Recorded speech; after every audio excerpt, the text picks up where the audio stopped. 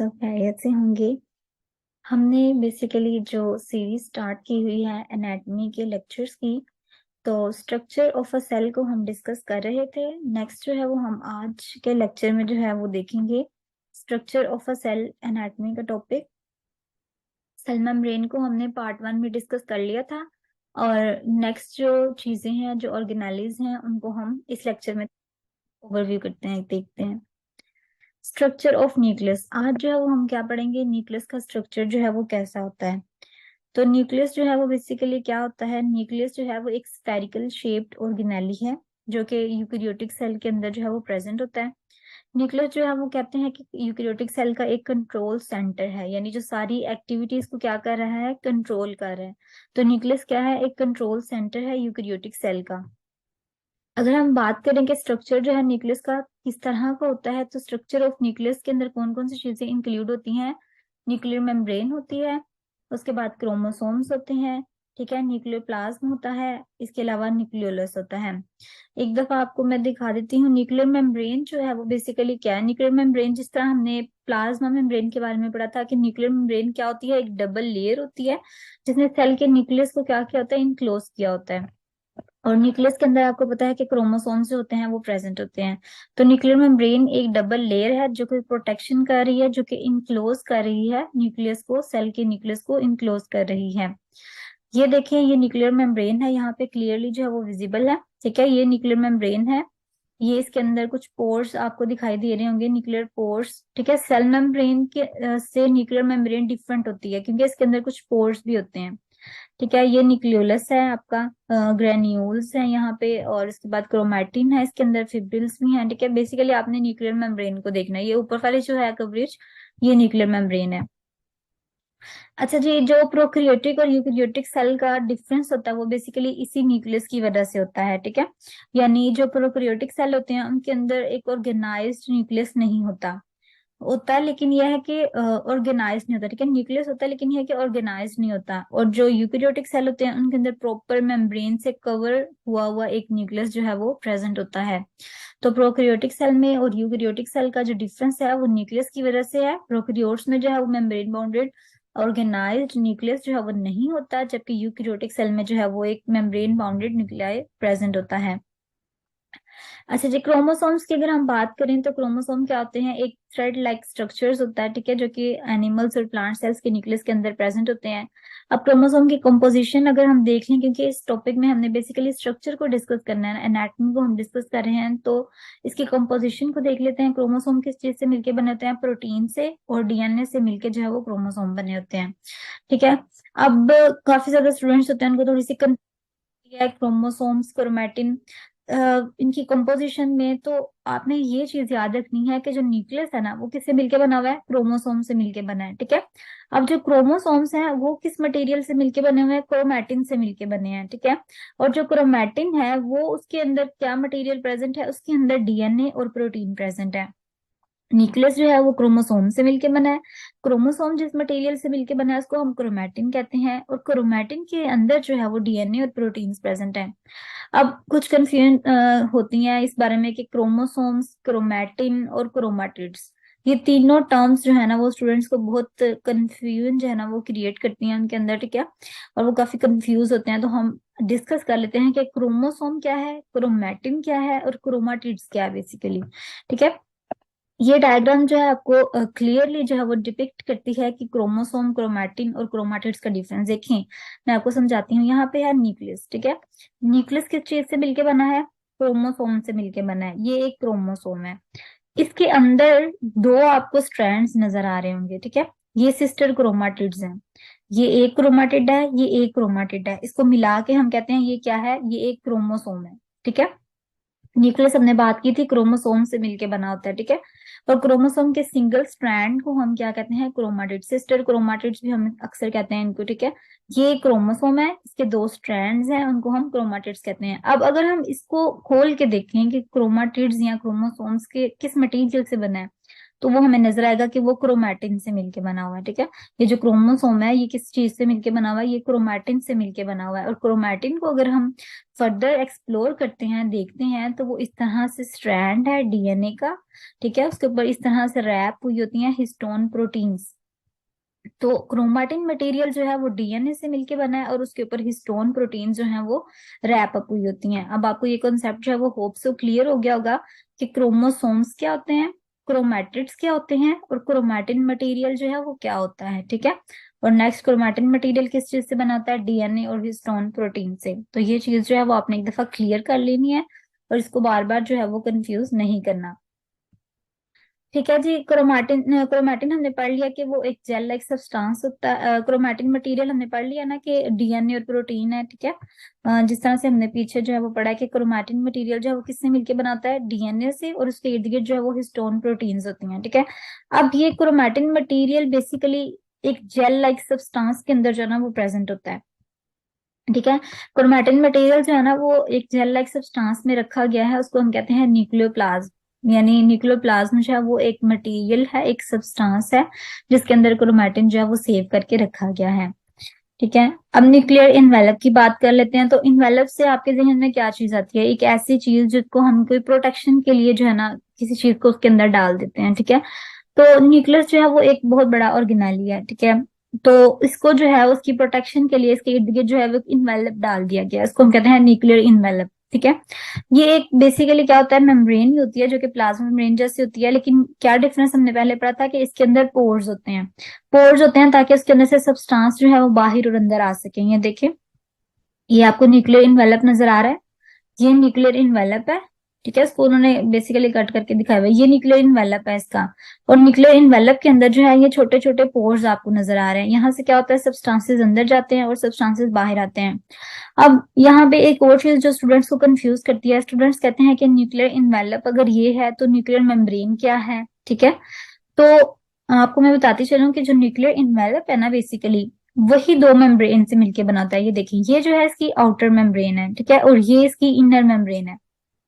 जो हमने nuclear membrane की बात की थी ना, ये सारा ये न्यूक्लियर इन्वेलप है, लेकिन इसके अंदर दो मेम्ब्रेन्स होती हैं। ये आउटर मेम्ब्रेन है इसकी और ये इनर मेम्ब्रेन है। ठीक है, ये इसको बेशक खोल के जो है ना वो इसको दिखाया हुआ है ये स्ट्रक्चर को। तो आपको पता चला कि जो न्यूक्लियर इन्वेलप है वो दो मेम्ब्रेन से मिलकर बनाता है, एक उसकी होती है आउटर मेम्ब्रेन और एक होती है इनर मेम्ब्रेन। जो हमने न्यूक्लियर मेम्ब्रेन कहा था ना वो हम इसी की बात कर रहे थे, इन्हीं मेम्ब्रेन्स की बात कर रहे थे कि जो आउटर मेम्ब्रेन है, ये इनर मेम्ब्रेन है, ये न्यूक्लियर मेम्ब्रेन है। इनको मिला के हम कह देते हैं कि ये हमारा न्यूक्लियर इन्वेलप बन जाता है। ठीक है, अब कंफ्यूज नहीं होना कि न्यूक्लियर मेम्ब्रेन क्या है, न्यूक्लियर इन्वेलप क्या है, यहाँ सेम चीजें हैं। तो न्यूक्लियर इन्वेलप ये है, ठीक है, जिसने इसको इन्वेलप किया हुआ है, सारा कवर किया हुआ है, और इसके अंदर जो है वो दो मेम्ब्रेन्स हैं। न्यूक्लियर इन्वेलप ही बेसिकली दो मेम्ब्रेन्स पे मुश्तमिल होता है, एक उसकी होती है आउटर मेम्ब्रेन और एक होती है इनर मेम्ब्रेन। इनर मेम्ब्रेन के अंदर कुछ भी नहीं होता, लेकिन जो आउटर मेम्ब्रेन होती है उसके अंदर ये पोर्स जो है ना ये प्रेजेंट होते हैं। ठीक है, और आउटर और इनर मेम्ब्रेन के दरमियान थोड़ी सी स्पेस होती है, उसको हम बेसिकली पेरीप्लाज्मिक स्पेस कहते हैं। ठीक है, ये आपके लिए एक्स्ट्रा इन्फॉर्मेशन अगर आप याद रखना चाहें तो पेरीप्लाज्मिक स्पेस होती है। आउटर मेम्ब्रेन के अंदर पोर्स प्रेजेंट होते हैं और इनर मेम्ब्रेन बेसिकली स्मूथ होती है, वो अंदर होती है। तो आउटर और इनर मेम्ब्रेन मिलके जो है वो न्यूक्लियर इन्वेलप बना देते हैं। होप सो आपको ये कंसेप्ट भी जो है वो क्लियर हो गया होगा। ठीक है, अच्छा जी, न्यूक्लियोलस क्या होता है। अब न्यूक्लियोलस जो है ना वो बेसिकली एक स्ट्रक्चर होता है जो कि न्यूक्लियस के अंदर प्रेजेंट होता है। ठीक है, एक स्फेरिकल सा स्ट्रक्चर होता है जो न्यूक्लियस के अंदर मिड में प्रेजेंट होता है। और इसके अंदर क्या होता है, इसके अंदर राइबोसोम्स जो है ना वो प्रोड्यूस होते हैं। राइबोसोम की जो मैन्युफैक्चरिंग हो रही होती है ना वो न्यूक्लियोलस के अंदर हो रही होती है। जैसे कि मैं आपको दिखा देती हूँ, ये देखें, यहाँ पे ये न्यूक्लियस है हमारा। ठीक है, इसके अंदर ये रफ सा स्फेरिकल सा एक स्ट्रक्चर प्रेजेंट है। ठीक है, रेड में जो है ये क्या है, न्यूक्लियोलस है। और यहाँ पे क्या हो रहा होता है, राइबोसोम्स जो है ना वो यहाँ पे उनकी जो है वो मैन्युफैक्चरिंग हो रही होती है। न्यूक्लियोलस क्या होता है, न्यूक्लियस के अंदर एक रफ स्फेरिकल स्ट्रक्चर है, उसको हम क्या कहते हैं, न्यूक्लियोलस कहते हैं।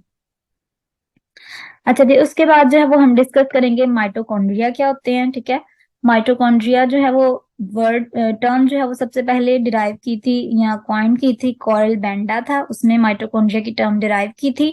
माइटोकॉन्ड्रिया बेसिकली किस चीज से मिलके बना है, कौन सा वर्ड है जो माइटोकॉन्ड्रिया को डिफाइन करता है? तो माइटोकॉन्ड्रिया जो है वो ग्रीक वर्ड से मिलके बना है, माइटोस एंड कॉन्ड्रियोन। अब माइटोस जो है उसका जो वर्ड है उसका मतलब क्या है? माइटोस का मतलब है थ्रेड, और कॉन्ड्रियोन जो है उसका मतलब है ग्रेन्यूल्स। यानी एक इस तरह का थ्रेड जो कि, या कह लें कि जो ग्रेन्यूल्स पे जो है ना वो मुश्तमिल होता है, ठीक है। माइटोस थ्रेड्स और कॉन्ड्रियोन जो है वो ग्रेन्यूल्स को शो करता है, एक ऐसा स्ट्रक्चर जिसके अंदर ग्रेन्यूल्स प्रेजेंट है, ठीक है। वो हम देखते हैं आगे कि कौन से ग्रेन्यूल्स प्रेजेंट हैं। तो अगर हम माइटोकॉन्ड्रिया के स्ट्रक्चर की बात करें तो माइटोकॉन्ड्रिया जो है वो मेम्ब्रेन बाउंडेड सेल ऑर्गेनेली है, ठीक है। सिंगल को हम माइटोकॉन्ड्रियोन कहते हैं और डबल दो हम क्या कहते हैं, माइटोकॉन्ड्रिया कहते हैं। अच्छा जी, वो क्या होता है कि क्या करते हैं बेसिकली माइटोकॉन्ड्रिया जो है वो एनर्जी प्रोड्यूस करते हैं, ठीक है। जो कि रिएक्शंस हो रहे होते हैं सेल के अंदर, उनके लिए चाहिए होती है एनर्जी, तो माइटोकॉन्ड्रिया बेसिकली वो एनर्जी जो है वो प्रोड्यूस करते हैं, और ये है क्या है, मेम्ब्रेन बाउंडेड सेल ऑर्गेनेलिज हैं। अगर हम फर्दर देखें तो केमिकल एनर्जी जो है वो एटीपी की फॉर्म में माइटोकॉन्ड्रिया प्रोड्यूस करते हैं।